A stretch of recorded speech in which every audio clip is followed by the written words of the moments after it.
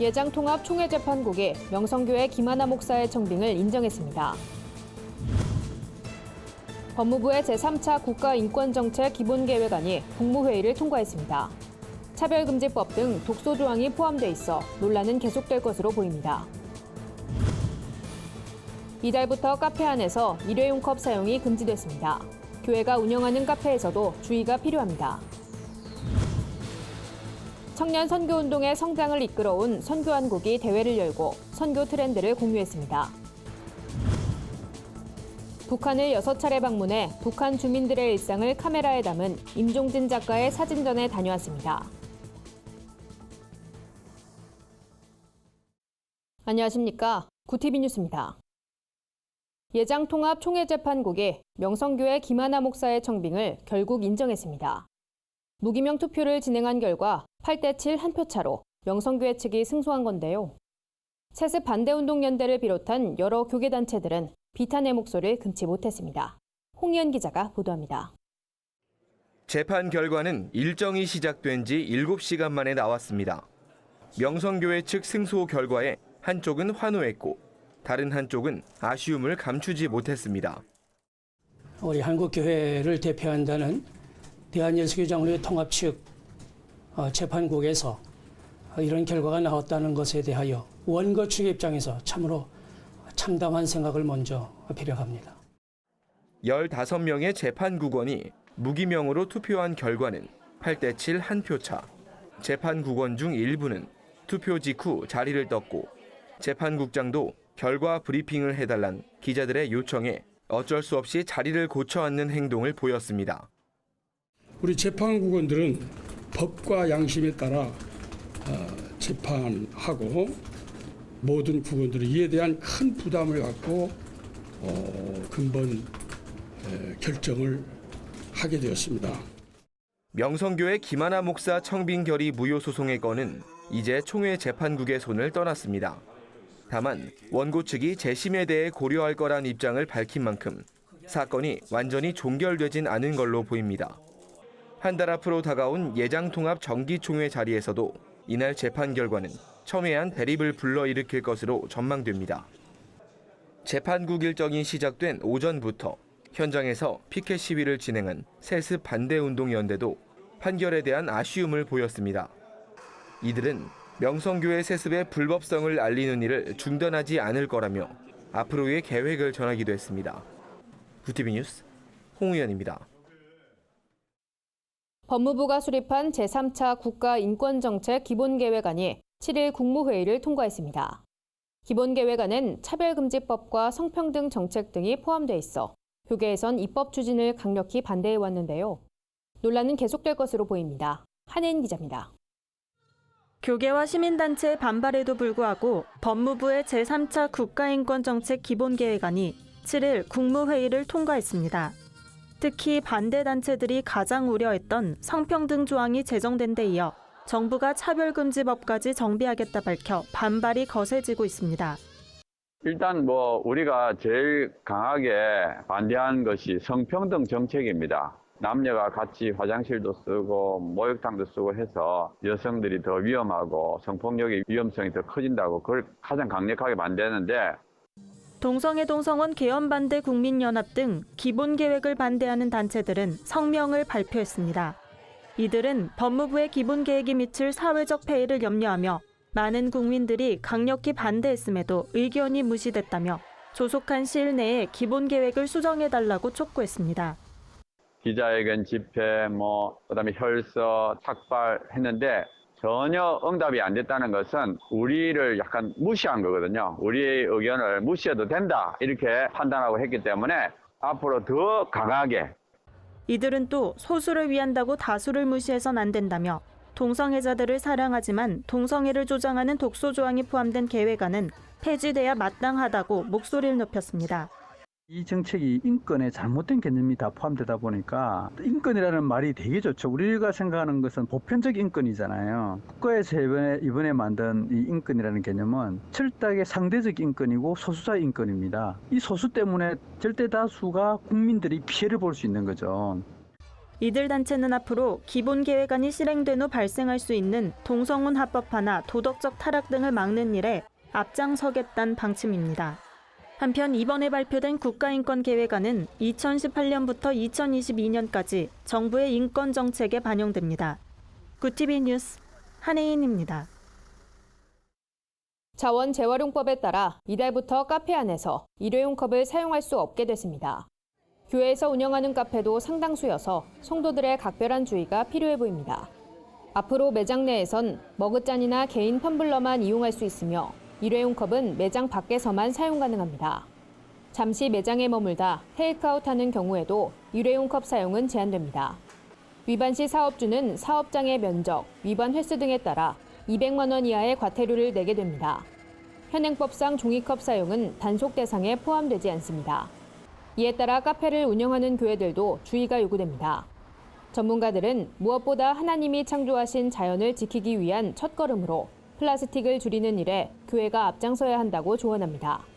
플라스틱 프리 운동을 전개하는 기독교 환경교육센터 산림의 유미호 센터장은 최근 일회용 쓰레기를 가장 많이 배출한 곳으로 교회가 지정됐다며 텀블러나 머그컵을 사용하는 등 교회가 앞장서 선한 청지기의 역할을 감당해야 한다고 조언했습니다.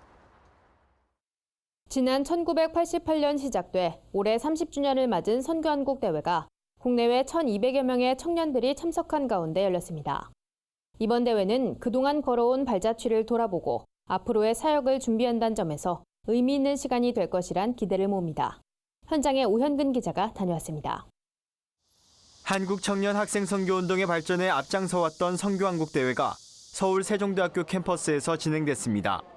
특별히 이번 대회는 지난 1988년 1회를 시작으로 30주년을 맞아 더욱 의미 있는 행사로 기대되고 있습니다. 이번 대회에선 청년 학생들의 특성에 맞춰 다양한 변화를 시도해 눈길을 끌었습니다. 앞서 열린 이전의 대회와는 다르게 여러 강사들이 선교적 메시지를 전달하고 많은 외국인 학생들이 참석해 세계를 향한 선교 전략들을 함께 공유했습니다. 이 30년 안에 수많은 일이 일어났지만 아무튼 저희는 이걸 한 세대로 규정하고 지난 세대에 있었던 우리의 모습을 돌아보고 한국에서만 하는 선교가 아니라 전 세계 모든 교회와 협력하는 선교로 발전할 수 있는 길들을 모색하고 있습니다. 김종호 목사는 난민과 유학생, 이주민 등 우리 주변에 있는 어려운 이들을 기피한 채 해외 선교를 하는 건 잘못이라며 참가자들이 그들에게 적극적으로 다가가고 사랑을 베풀겠다는 마음을 품는다면 이번 선교한국 대회는 큰 성공을 거두는 것이라고 덧붙였습니다.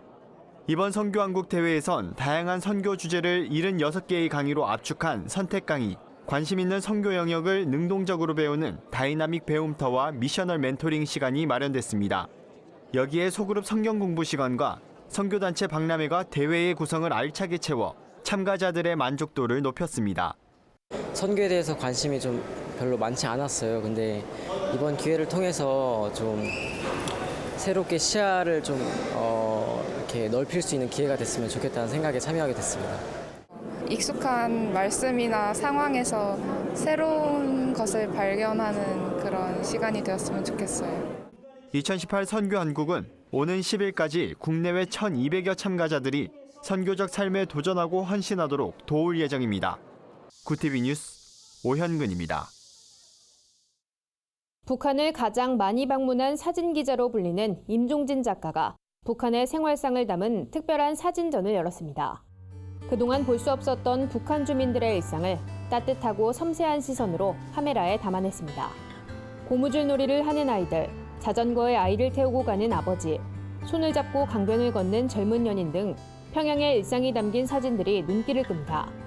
첫 남북 정상회담이 열리던 때 남북이 서로 공감할 만한 것을 촬영하고 싶다고 요청한 임종진 작가에게 북한은 유례 없이 자유로운 촬영 허가를 내줬습니다.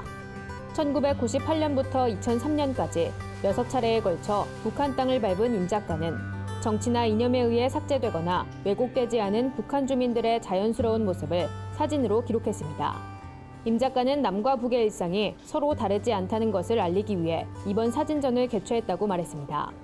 임종진 작가는 전시를 통해 남과 북의 닫힌 정서의 길이 열리길 바란다며 이번 사진전으로 북한 전체를 설명할 순 없지만 그동안 보여지지 않았던 북한의 다양한 모습을 보여주고 싶었다고 밝혔습니다. 임종진 작가의 사진전은 26일까지 서울 종로구 갤러리 류가운에서 진행됩니다. 오늘의 해외 주요 뉴스를 한혜인 기자가 전해드립니다. 굿TV 월드와이드입니다. 스웨덴 정부가 구세군이 운영하는 한 유치원에서 식사 전 기도를 비롯해 아멘이란 단어의 사용을 금지해 논란이 일고 있습니다. 해당 유치원의 브린마리의 마리텐손 원장은 일부러 법을 어길 생각은 없었다며 단지 식사 기도가 교육의 범주에 들어가지 않는다고 판단했다고 말했습니다. 스웨덴 정부의 이번 조치를 두고 유치원에서도 같은 법이 적용됐는지를 놓고 의견이 나뉩니다. 스웨덴에선 아이들에게 종교 활동을 강조할 순 없지만 유치원은 교육법 적용 대상이 아니란 의견도 있습니다. 르완다 정부가 약 8,000개 교회에 폐쇄 명령을 내렸습니다. 르완다 정부는 올해 초 법률을 제정하고 안전, 위생, 공공시설, 적합성 등 기본 요건들을 충족시켜야만 교회를 운영할 수 있게 했습니다. 추가된 요건들은 공식적으로 발효되진 않았지만 현재 시행 중이며 시정명령을 받은 교회들은 15일 이내에 모든 것들을 처리해야 합니다. 또 정부 부처의 모임 시 기도회를 금지하고 헌법 전문에 표기된 신앙 관련 문구를 삭제토록 하는 등 르완다 정부의 감시가 더욱 거세지고 있습니다. 미국 CNN이 신도를 감금하고 폭행해 경찰에 체포된 신옥주의 은혜류교회 집단이 피지로 이주해 현지에서 종교 사업을 시작했다는 의혹을 제기했습니다. CNN은 은혜류교회가 GR그룹을 세우고 건설부터 농업까지 사업을 시작했다며 교회 사이트에 따르면 전 세계 수백 명의 사람이 피지에 따라왔다고 보도했습니다. 그러나 CNN은 신옥주가 지난달 24일 강제감금 혐의 등으로 한국 경찰에 체포돼 구속되면서 해당 사업이 종결될 것 같다고 조명했습니다. 이에 GR그룹은 하나님이 주신 비전을 위해 피지로 이사했다며 강제노동, 폭력 등의 의혹에 반발했습니다. 인도에서 여자아이를 성폭행한 범죄자에게 사형을 선고할 수 있도록 하는 법안이 통과됐습니다. 이에 인도에선 12세 이하 여아를 성폭행한 사람에겐 최소 20년 이상 징역에 최고 사형까지 선고할 수 있게 됐습니다. 12세 이하 여아를 집단으로 성폭행한 경우에는 종신형이나 사형 중에서만 형을 선택할 수 있도록 했습니다. 16세 이하 미성년 여성에 대한 성폭행 최소 형량도 징역 10년에서 20년으로 높아졌고 성인에 대한 강간 최저형도 징역 7년에서 10년으로 강화됐습니다. 굿TV 뉴스 한혜인입니다. 오늘의 사회 이슈를 오현근 기자가 종합해드립니다. 오늘의 이슈 포커스입니다. 기록적인 폭염이 이어지면서 채소 가격이 일주일 만에 5% 넘게 또 오른 것으로 나타났습니다. 한국소비자원 가격 정보 사이트에 따르면 채소 가격은 지난주보다 5.4% 상승했고 수산 가공품은 7%, 생선류는 2.4% 각각 올랐습니다. 양배추가 한 주새 41.2% 올라 가격 인상률이 가장 높았고 시금치, 깻잎, 배추가 그 뒤를 이었습니다. 반면 여름철에 즐겨 찾는 과자와 빙과류, 음료 등은 가격이 내렸고 그중에서도 아이스크림이 40.5% 하락해 대비된 모습을 보였습니다. 내년 2월부터는 1급 발암물질인 미세먼지 농도가 높으면 자동차 운행이 제한될 수 있습니다. 환경부는 국무회의에서 이런 내용이 담긴 미세먼지 저감 및 관리에 관한 특별법 제정 공포안이 의결돼 내년 2월부터 시행된다고 밝혔습니다. 특별법에 따라 시 도지사는 미세먼지 농도가 비상저감 조치 요건에 해당하면 자동차 운행을 제한하거나 대기오염물질 배출 시설의 가동 시간을 변경할 수 있게 됩니다. 정부는 5년마다 미세먼지를 줄이기 위한 종합계획도 세울 예정입니다.